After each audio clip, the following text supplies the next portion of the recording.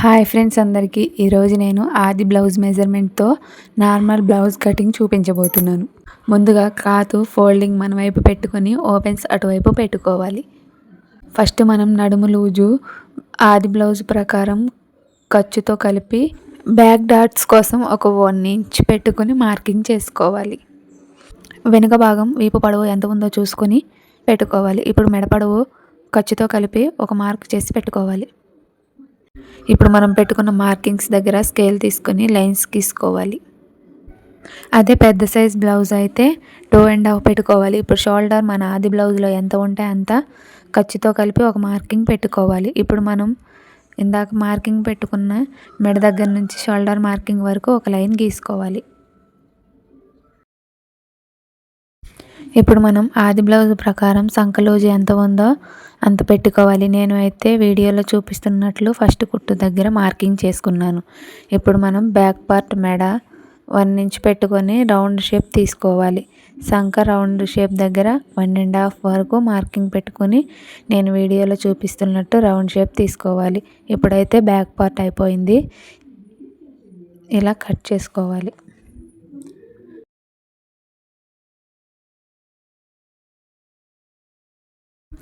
ఇప్పుడు hands cutting చూసేద్దాం. Cloth ఇలా ఫోల్డింగ్ చేసుకొని నేనైతే ఇలా ఒక 1 ఇంచ్ చేతి పని కోసం వదిలేసి ఒక స్ట్రైట్ లైన్ గీసుకున్నాను. ఇప్పుడు ఆది బ్లౌజ్ హ్యాండ్ పొడవు ఎంత ఉందో అంత చూసుకుని పొడవు దగ్గర ఒక మార్కింగ్, లూజ్ దగ్గర ఒక మార్కింగ్ చేసుకోవాలి. ఇప్పుడు స్కేల్తో నేనైతే స్కేల్తో లైన్గా ఒక లైన్ గీసుకున్నాను. ఇప్పుడు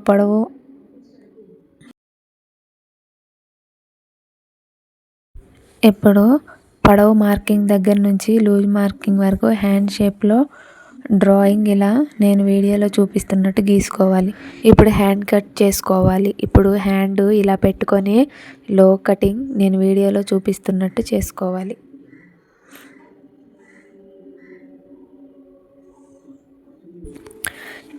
ఇప్పుడైతే ఫ్రంట్ పార్ట్ కట్ చేసుకోవాలి. మనం ముందుగా కట్ చేసి పెట్టుకున్న బ్యాక్ పార్ట్ క్రాస్గా నేను చూపిస్తున్నట్టు పెట్టుకోవాలి. ఇప్పుడు ఆది బ్లౌజ్ ప్రకారం ఫ్రంట్ పార్ట్ నెక్ షోల్డర్ దగ్గర నుంచి ఫ్రంట్ నెక్ ఎంత ఉందో చూసుకుని ఒక మార్కింగ్ చేసుకోవాలి. ఇలా నేను వీడియోలో చూపిస్తున్నట్టు రౌండ్ షేప్లో డ్రాయింగ్ గీసుకోవాలి.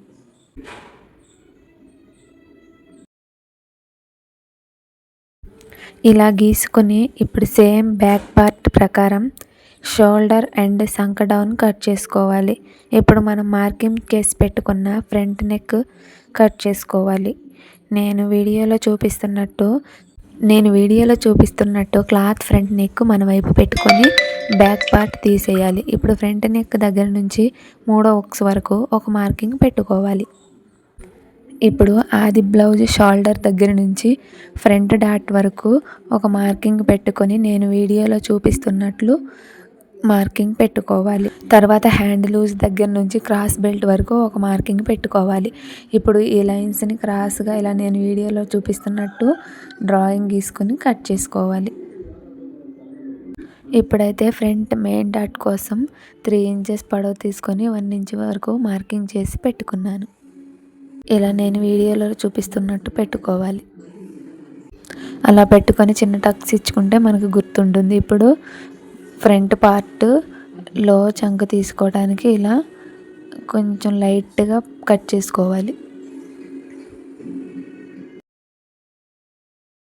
కరెక్ట్గా ఉన్నాయో లేదో చెక్ చేసుకుంటే ఫ్రంట్ పార్ట్ కటింగ్ రెడీ అయిపోతుంది. ఇప్పుడైతే క్రాస్ బెల్ట్ కోసం మన ఆది బ్లౌజ్ క్రాస్ బెల్ట్ ఎంత పొడవు ఉందో చూసుకొని ఖర్చుతో కలిపి అటు ఒక మార్కింగ్ ఇటు ఒక మార్కింగ్ చేసి పెట్టుకోవాలి. ఇప్పుడు వెడల్పు ఎంత ఉందో చూసుకొని అది కూడా ఖర్చుతో కలిపి మార్కింగ్ చేసుకొని నేను వీడియోలో చూపిస్తున్నట్టు ఇలా క్రాస్గా లైన్ గీసుకొని కట్ చేసుకోవాలి. ఒకసారి క్రాస్ బెల్ట్ పొడవు అయి సరిగ్గా ఉందో లేదో చూసుకొని కట్ చేసుకోవాలి. ఇప్పుడైతే ఆది బ్లౌజ్ మెజర్మెంట్తో బ్లౌజ్ కటింగ్ అయిపోయింది. ఈ వీడియో మీకు నచ్చినట్లయితే లైక్ చేయండి.